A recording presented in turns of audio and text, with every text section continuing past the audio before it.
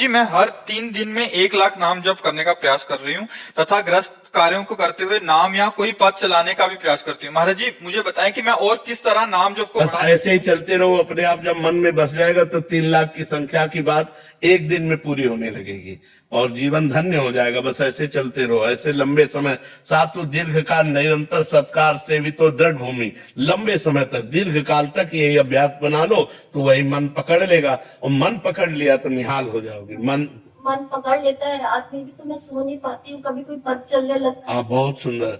और उसमें हानि नहीं होगी। जैसे हम भजन करते हुए जग रहे हैं ना, तो जगने की कोई हानि नहीं होगी उसमें, क्योंकि जो हम संसार का चिंतन छोड़कर गाढ़ नींद में आनंद लेते हैं वही हम भगवान का चिंतन करते हुए हमारी इंद्रियां पावरफुल हो जाती है। दिन भर हम एक्टिव बहुत रहते हैं, कभी ऐसा गुरु ऐसा। खूब खूब नाम जप करो, ज्यादातर गुप्त रखो, अपनी साधना प्रकाशित ना करे। कोमल जी भिवानी से। राधे राधे महाराज। राधे राधे महाराज जी। महाराज जी क्या आज के समय में संसारिक और ग्रस्त जीवन में रहकर भगवान की प्राप्ति की जा सकती है? महाराज जी इनका प्रश्न है कि भगवान की प्राप्ति के लिए जो सबसे ज्यादा जरूरी है वो एकांत और शांत माहौल में रहकर। नहीं, ऐसा नहीं। भगवान की प्राप्ति के लिए एकांत जरूरी नहीं। भगवान की प्राप्ति के लिए काम छोड़कर बैठना, कायर होना जरूरी नहीं है।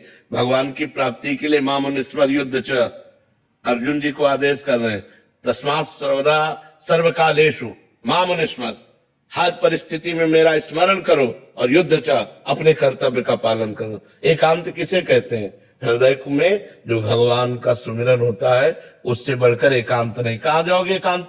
अब बोलो हमें, तुम कहाँ जाओगे एकांत? जितनी भीड़ तुम्हारे गांव में नहीं, उससे ज्यादा हरिद्वार में है, वृंदावन में है, अयोध्या में, जो तीर्थ स्थल है, जो बड़े बड़े भगवान के पवित्र स्थान है, वहां भीड़ ही भीड़ देख लो। तो एकांत कहाँ जाओगे? कहाँ बैठोगे एकांत?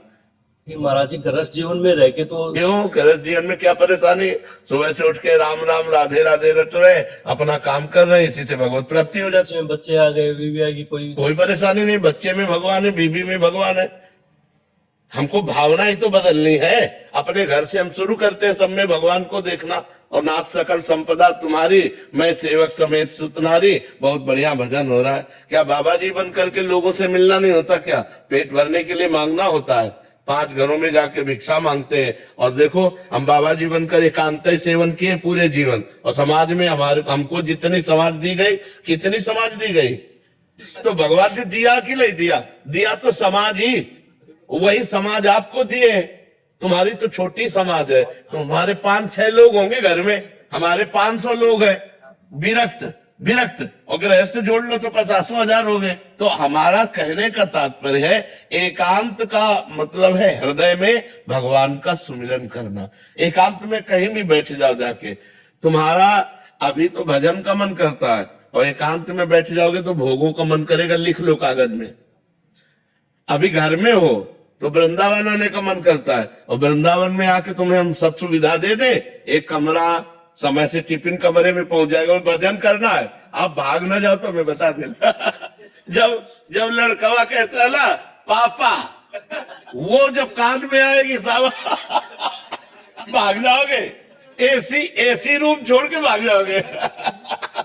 लेकिन महाराज जी अगर हमारे जैसे हम अपने घर में हैं और हम कोशिश कर रहे हैं नाम जप की, और हमारे घर वाले मांस मदिरा सब कुछ चल रहा है, तो अब यही दुर्भाग्य है। ये दुर्भाग्य है कि ऐसा कुसंग मिला है। मतलब अब इसको हम क्या कह सकते हैं कि एक व्यक्ति है जो भगवान के नाम का जप करना चाहता है भगवान, लेकिन फिर भी भक्ति हो सकती है। क्योंकि जब लंका में भक्ति हो सकती है तो भक्ति हो सकती है, नहीं हो सकती? भगवान विभीषण जी से कह रहे हैं, जिम दसनन मो जीव बिचारी, जैसे 32 दांतों के बीच में बड़ी कोमल जीभ रहकर अपना काम चला लेती है, नहीं चला रही, ऐसे ही लंका में पूरा लंका निश्चर निकर निवासा। यहाँ कहां सज्जन करवासा, लेकिन वहां भी विभीषण जी ने भक्ति की। ऐसी भक्ति की कि भगवान ने कहा तुम सरीखे संत प्रेमी हो। और वहां तो हमें लगता है केवल विभीषण जी ऐसे होंगे जो मांस न खाते होंगे, नहीं तो सब मांस खाने वाले थे। मदिरा और मांस का तो वहां मतलब आहार ही था। कुंभकर्ण के लिए पूरा एरिया जमा किया जाता था। जब जगता था तो एरिया के भैंसे खा जाता था। जैसे अपने पकौड़ा खाते हैं ना, ऐसे वो भैंसे खाता था। भैंसे है, बकरी है, सब मतलब तभी भगवान ब्रह्मा जी ने उसे 6 महीने सोने का, कि एक दिन जगे 6 महीने सोए नहीं तो पूरी सृष्टि का आहार कर जाएगा। ऐसे लोगों के बीच में रहकर उसने भजन किया। तो आप घबराइए मत, वो जो जैसा करेगा वैसा फल पाएगा। आप अंदर ही अंदर राधा जपिए। अंदर अंदर इसलिए करें कि बाहर कंठी बांधोगे, तिलक बांधोगे तो मांस मदिरा पीने वाले लोग वो आपका हो सकता है विरोध करें। तो हमें लगता है भक्ति विरोध नहीं। अगर कोई कह रहा कंठी ना बांधो तो ये ले उतार के रख दे। भक्ति अंदर का विषय है। बिल्कुल संसारी बन के रहो और अंदर राधा राधा जपो, तुम्हें भगवान की प्राप्ति होगी। भजन से भगवान की प्राप्ति होती है, ना कि बाबा जी बनने से भगवान की प्राप्ति होती है, ना कहीं भागने से भगवान की प्राप्ति होती है। सच्ची मानो, आप अपने घर में मेहनत की कमाई का जो अन्न पा रहे हो और जो भजन कर रहे हो और कभी भूखे टूटे को आपने भोजन करा दिया, ये सबसे बढ़िया बात है।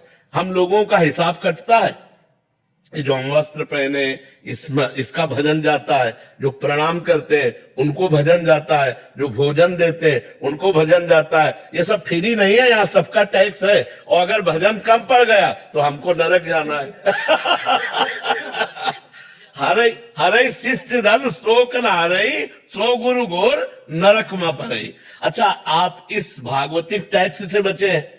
मेहनत की कमाई से कपड़े पहनते हैं, मेहनत की कमाई खाते हैं और अपनी मेहनत की कमाई दूसरों को भी दे देते हैं। गौ सेवा, संत सेवा, आए हुए अतिथि की, भिक्षुक की सेवा। तो गृहस्थी धर्म बहुत बड़ा है। हम लोग गृहस्थी धर्म में ही पैदा हुए और गृहस्थी धर्म से ही हमारा पोषण होता है। पोषण भी गृहस्थी धर्म से होता है। अगर ये आप लोग समझते हो कि गृहस्थी धर्म में भगवत प्राप्ति नहीं हो सकती, तो आप सच्ची मानो, सबसे पहले गृहस्थी को भगवत प्राप्ति होगी। पर धर्म से चले। अब पराई बहनी बिटिया से गंदी बातें करो, शराब पियो, मांस खाओ तो नरक जाओगे। चाहे और अगर अच्छे आचरण करोगे, 4 रोटी अपने से बचा करके गौ सेवा, संत सेवा में दे दी, तो वही तुम्हें भगवत प्राप्ति कराएगा। खूब नाम जप करो, कोई परेशानी नहीं। कहाँ भाग के जाओगे? आज हमें एकांत बता दो, कहाँ एकांत है? कहीं एकांत नहीं बचा। हिमालय में भी चले जाओ तो वहां भी लोग आजकल जो है जहां भी एकांत समझते हो वही शूटिंग शुरू है। कि नाम पर जब करते हैं 10 मिनट एकांत में बैठ के, तो उसी टाइम पे पत्नी कुछ काम बता देती है, बच्चा कोई बात नहीं, तो उठ के खड़े हो गए, काम करने लगे, राधा राधा अपना काम करने के लिए चल दिए। राधा भगवान को एकांत में बैठकर भजन करने से नहीं मिलते। काम करते हुए भजन करना सबसे श्रेष्ठ बात है। झाड़ू लगा रहे हैं, फावड़ा चला रहे हैं, व्यापार कर रहे हैं, पानी ला रहे हैं, कुछ भी काम कर, राधा राधा राधा राधा क्या जाता है? माले चलाने से भगवान प्राप्त होते हैं? भगवान सुमिरन करने से प्राप्त होते हैं। हम सुमिरन करें भगवान का, माला के बिना सुमिरन करें। गिन लो भगवान, तुम गिन लो, वो तो सब जान ही रहे हैं। तो खूब भजन करो और गृहस्थी में रहो। और ये जरूर करो कि अपनी कमाई का 4 रोटी का हिस्सा कभी किसी भूखे को खवा दो, कभी किसी गाय को दे दो, कभी किसी बीमार को 10 रुपया तुम्हारे लग जाए। ये बढ़िया परोपकार। परोपकार ये गृहस्थी में जरूर करना चाहिए और नाम जप करना चाहिए और भगवान के आश्रित रहना चाहिए। आश्रित का मतलब नाथ सकल संपदा तुम्हारी, मैं सेवक समेत सुतनारी। बढ़िया भजन है, कोई परेशानी नहीं, कहीं भागने की जरूरत नहीं, ये सोचने की जरूरत नहीं कि बाबा जी ज्यादा भजन कर लेते हैं। ऐसे किया ना आपने, ऐसे इसका भी टैक्स है, हमारा भजन जाएगा आपके पास। आप साष्टांग लौट गए ना, ये खुशी की बात नहीं है। तुम्हारे पुण्य जा रहे हैं। अगर भजन नहीं करोगे तो वो साष्टांग वाला पुण्य ले गया और तुम नरक जाओगे। बहुत होश की बात है, इसे कोई खिलवाड़ नहीं। ये जो सिद्ध पुरुष भजन में निरंतर लगे, उन्हीं से जगत का कल्याण होता है, वही मंगल होता है। नहीं तो एक एक का टैक्स है। जैसे भारत सरकार का हर वस्तु में टैक्स है ना, ऐसे भगवान का टैक्स है, हर एक चीज में टैक्स है। कोई तुम्हारे पैर छू रहा है, कोई तुम्हारी बड़ाई कर रहा है, कोई तुम्हें प्रणाम कर रहा है, कोई वस्त्र दे रहा है, कोई भोजन दे रहा है, कोई धन दे रहा है, वो सब भजन ले रहे हैं। वो हमारा सब भजन ले रहे हैं, कोई खिलवाड़ नहीं है। राधे राधे महाराज जी। महाराज जी, मैंने अपने आप को कभी भी किसी परपुरुष से टच नहीं कराया और ना ही शादी से पहले ना ही आज। महाराज जी, अपने पति के अलावा धन्यवाद देते हैं, धन्यवाद देते हैं। ऐसी माई बहनें अगर अपने जीवन को पवित्र रखें तो हमारे समाज का बड़ा मंगल हो जाए।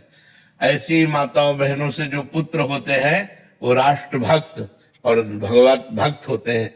जो बेविचार प्रवृत्ति से युक्त हैं वो ऐसे संतानों को उत्पन्न नहीं कर सकती, उनमें क्षमता नहीं है। ये जो गर्लफ्रेंड बॉयफ्रेंड चला है, गंदी बातें चली है, ये बहुत खतरनाक है। हम मतलब हमारे हृदय शीतल होता है जब कोई कहता है मैं धर्म से चलता हूँ, मैं कभी किसी को इस गंदी बातें नहीं। ये तो एक मतलब आश्चर्य की बात है। नहीं, आज तो बच्चियां एक बॉयफ्रेंड, फिर ब्रेकअप, फिर दूसरा बॉयफ्रेंड, फिर ब्रेकअप, फिर तीसरा बॉयफ्रेंड। ये क्या चल रहा है? ये चल क्या रहा है? गंदी बातें हैं कि नहीं? गंदी बातें, कितनी गंदी बातें। हमारा जो भारत देश है वो धर्मयुक्त है, तो हमारे सनातन धर्म में वो एक बार जिसका स्पर्श हो गया आजीवन उसी के निर्वाह किया जाता था। इसीलिए बड़े बुजुर्ग ब्याह कराते थे।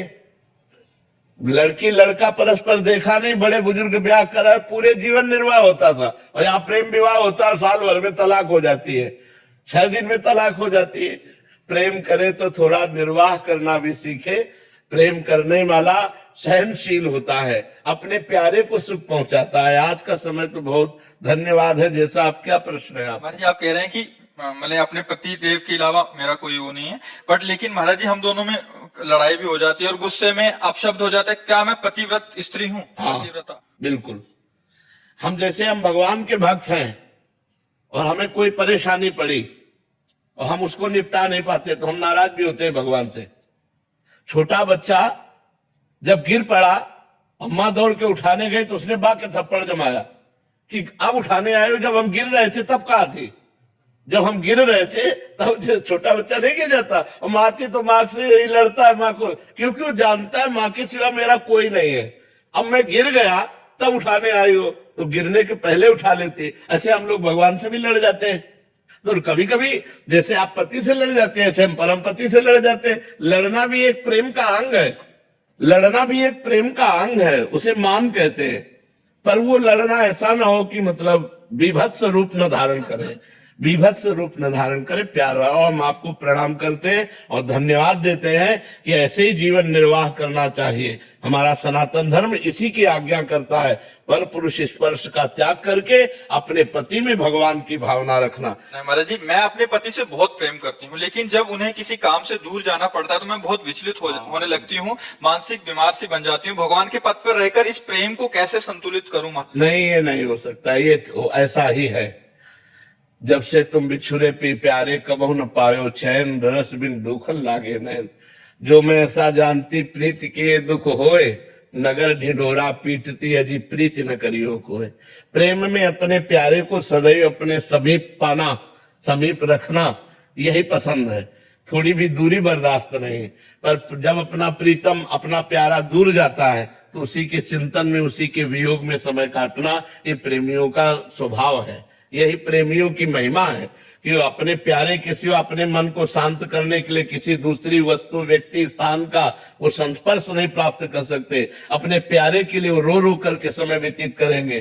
पर प्रेम का जो स्वभाव होता है वो यही होता है कि अपने प्यारे को समीपता चाहता है, कि आप हमसे कभी दूर न हो, आप हमारे आंखों के सामने रहे, आप हमारे हृदय से लगे रहे। प्रेम ऐसा चाहता है। पर व्यवहार में जाना पड़ता है तो उस समय वो जो वियोग होता है वो सारे पापों को नष्ट करके भगवत प्राप्ति कराने वाला होता है। इसलिए नाम जपना चाहिए और पति का स्मरण करते हुए उस वियोग दुख को सहना चाहिए।